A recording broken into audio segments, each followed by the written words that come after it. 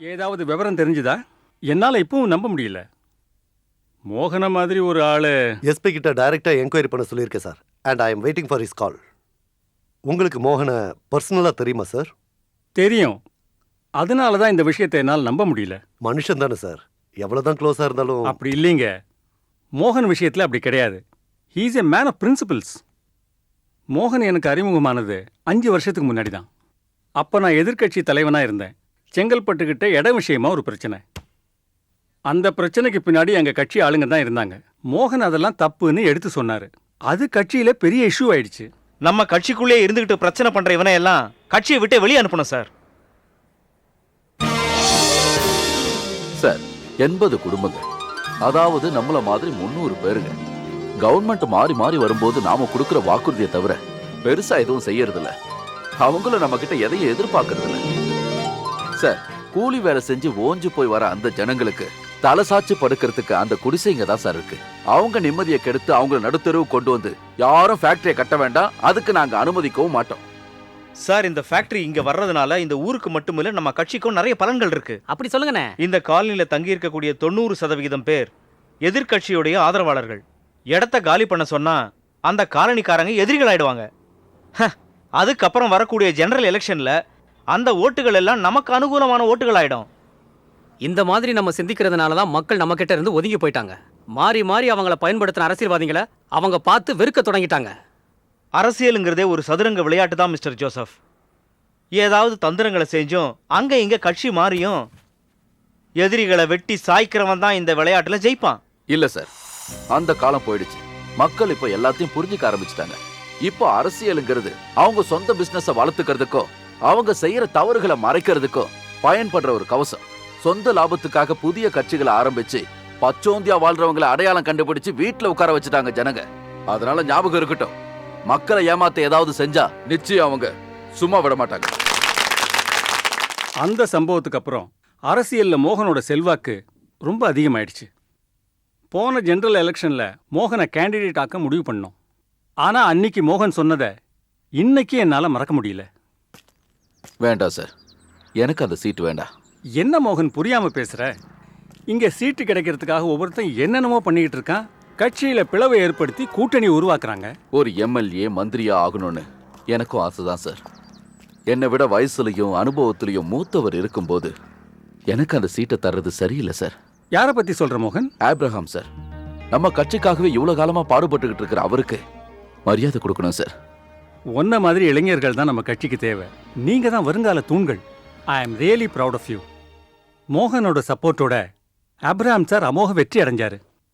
2 மாசத்துக்கு அப்புறம் மோகனுக்கு கல்யாணமும் ஆச்சு. போன மாசம் ஆப்ரஹாம் சார் ஹார்ட் அட்டாக்ல இறந்தப்போ அவருக்கு பதிலா யாருங்கிறதுல ஒருத்தருக்கும் சந்தேகம் வரல. கட்சியில உள்ள சில பேருக்கு பிடிக்கலைனாலும் மோகனுக்கு இருக்கிற செல்வாக்குனால அது யாரும் வெளியே சொல்லல. அப்படிதான் மோகன் பை எலெக்ஷன்ல கேண்டிடேட் ஆனாரு. இப்போ அவர் ஒரு குற்றவாளியா நிக்கிறாரு. But I can't believe it.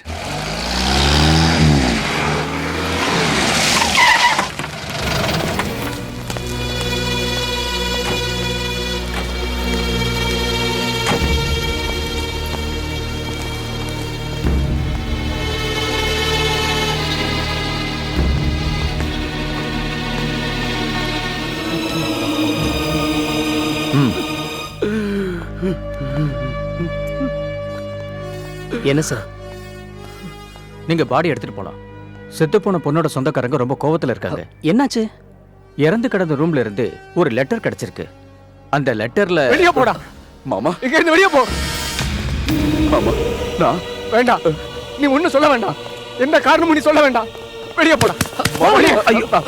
விடுங்க. பொத்தி பொத்தி வளர்த்த பொண்ணு இப்படி நாசமாக்கிட்டியடா. வெளியே போடா. போடா வெளியே. அண்ணே வாங்கண்ணே. வெளியே போடா. கொஞ்சம் வெளியில இருங்க. வாங்கண்ணே, வந்துருங்கண்ணே. மாமா ஒரு நிமிஷம். வாங்கண்ணே, போடாதீங்க, வாங்க.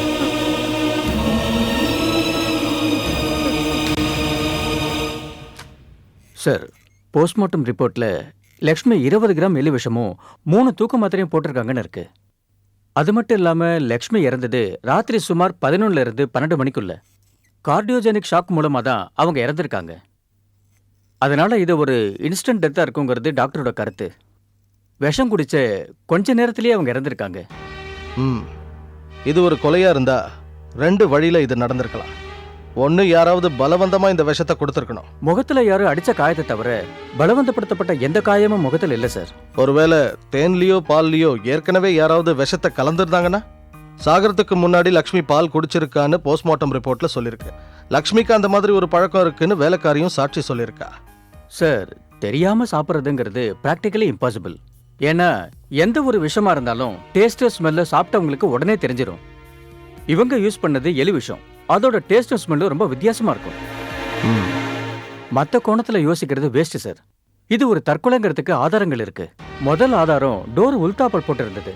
அதே மாதிரி சாகரப்பு எழுதின லெட்டர் லக்ஷ்மியோட கையெழுத்துன்னு ப்ரூவ் ஆயிருக்கு. Now come to the real question. Why? எதுக்காக இப்படி பண்ணாங்க? அதுக்கு மிஸ்டர் மோகனை விசாரிக்கணும் சார்.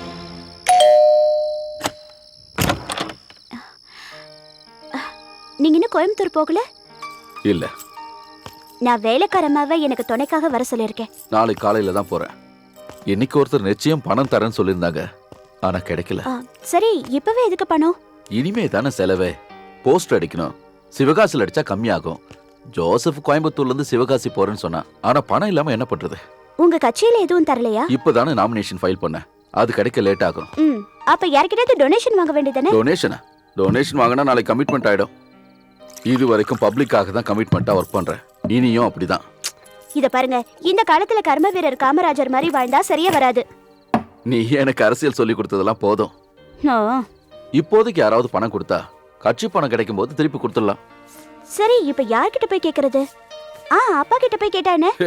அவர்கிட்ட வேணாம். ஏன் வேணாம்? அப்பா கொடுத்தா அந்த பணம் இல்லையா? கொடுப்பாரு, ஆனா கொடுத்துட்டு பாம்பு மாதிரி கழுத்தை சுத்தி நெரிப்பாரு. அதான் ஏன்? அதெல்லாம் உனக்கு சொன்னா புரியாதுடா. ஏன்னா உன் அப்பனோட கிரிமினல் புத்தி உனக்கு இல்லடா. எப்பவும் அப்பா பத்தி நீங்க இப்படி பேசுறது எனக்கு கொஞ்சம் கூட பிடிக்கல, தெரியுமா? சரி, இதெல்லாம் தேவையில்லாத பேச்சு. நீ மனசு வச்சா பிரச்சனை தீரும். எப்படி? உன் ஜுவல்ஸ கொடுத்தா அதை வச்சு பணம் வாங்கிக்குவேன். ஓ, அததான் நீங்க மனசுல வச்சுட்டு பேசுறீங்களா? நீங்க தப்பா நினைச்சாலும் எனக்கு பரவாயில்லைங்க, ஆனா ஏன் நகையை நான் தரமாட்டேன். என் மேல உனக்கு நம்பிக்கை இல்லையா? எப்படி நம்பிக்கை வரும்? ஒரு மாசத்துல திருப்பி தரேன்னு சொல்லிட்டு என் அக்கவுண்ட்ல இருந்து 2 லட்சம் ரூபாய் எடுத்தீங்கல்ல, இன்னைக்கு அது எங்க போச்சு? அப்படி சொல்லி 3 வருஷம் ஆயிடுச்சு. இல்ல, நான் தெரியாம தான் கேக்குறேன். எனக்கு நகை வாங்கி கொடுத்தது எங்க அப்பா தானே? எங்க அப்பா கொடுத்த நகையை மட்டும் வாங்கிக்கலாமா? பொல்லாத அப்ப. ஏன் எங்க அப்பாக்கு என்ன? எங்க அப்பாவும் கட்சிக்காரர் தான், ஆனா குடும்பத்துக்கு அப்புறம் தான் அரசியல். அதனாலதான் நாங்க எந்த கஷ்டமும் இல்லாம இருக்கோம். ஆனா இப்போ உன் அப்பா எப்படி பணம் சம்பாதிச்சாருன்னு ஊர்ல இருக்கிற எல்லாருக்கும் தெரியும். மத்தவங்களுக்கு வேணா எங்க அப்பா மோசமானவரா இருக்கலாம், ஆனா எனக்கு அப்படி கிடையாது. ஆமாடி, அப்பா இல்லாதவன் தானா? பிறந்ததுல இருந்து தினம் தினம் இதே வார்த்தையை தான் கேட்டுக்கிட்டு இருக்க. எவன் சொன்னாலும் அதை நான் பெருசா எடுத்துக்கிறது இல்ல. ஆனா நீயே அப்படி சொல்லிட்டல.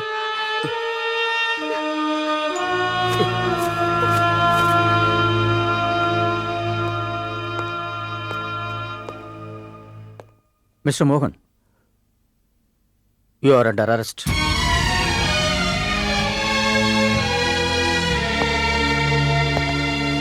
நான் இங்க எதிர்க்கட்சி தலைவரா வரலைங்க. இவர் என்னோட பழைய ஃப்ரெண்டு. அது மட்டும் இல்ல, நம்ம கட்சிக்கு நிறைய உதவிகள் செய்யறவர். இவரு உங்ககிட்ட சில விஷயங்கள் சொல்ல வேண்டியிருக்கான். சொல்லுங்க. என் பொண்ணு தற்கொலை பண்ணி சாகல சார். என் பொண்ணு அப்படிலாம் பண்ணிக்க மாட்டா, அவளை கொன்னுட்டாங்க. இத பாருங்க சார், இத பத்தி நான் எஸ்பி கிட்ட பேசியிருக்கேன். டிஜிபி, எஸ்பி ஜேம்ஸ பத்தி இங்க பேசாதீங்க. அவரை பத்தி எனக்கு நல்லாவே தெரியும். அவர் புலிய பூனையாக்கிடுவாரு. நீங்களும் இந்த பதவியில இருந்தவர் தானே. எந்த கேஸ்லயாவது எல்லாரையும் திருப்திப்படுத்துற மாதிரி விசாரிச்சிருக்கீங்களா? எல்லாரையும் திருப்திப்படுத்தணும்னு நான் ஒன்னும் சொல்லல சார். இந்த கேஸ்ல நியாயம் கிடைக்காதுன்னு நினைக்கிற இவருக்கு நியாயம் வாங்கி கொடுக்க வேண்டியது உங்களோட கடமை. நியாயம் கிடைக்காதுன்னு யார் சொன்னா? சார், எஸ்பி ஜேம்ஸ் சார் மோகன் நிரபராதின்னு எல்லார்கிட்டையும் சொல்லிக்கிட்டு இருக்கிறதா நான் கேள்விப்பட்டேன். சார், எனக்கு யாரையும் குறை சொல்லணுங்கிற நோக்கம்லாம் இல்லை.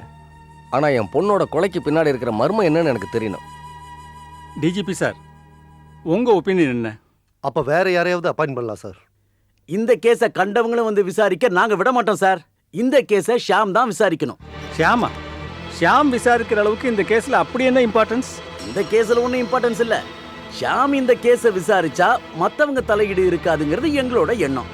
சரி, நான் டிஸ்கஸ் பண்றேன். டிஸ்கஸ்லாம் பண்ணிக்கங்க. ஆனா ஒரு விஷயத்த மறந்துடாதீங்க. எதிர்கட்சியான நாங்க எல்லாம் நல்லபடியா நடக்குங்கிற நம்பிக்கையோட தான் இப்ப போறோம். வாங்க போலாம்.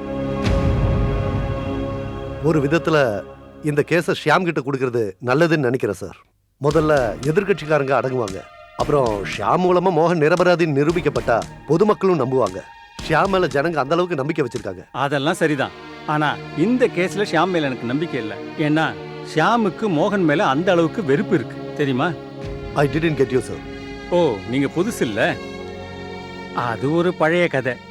ஷியாமோட அப்பாவுக்கு கல்யாணத்துக்கு முன்னாடி வேற ஒரு பொம்பளை மூலமா பிறந்தவன் தான் மோகன்.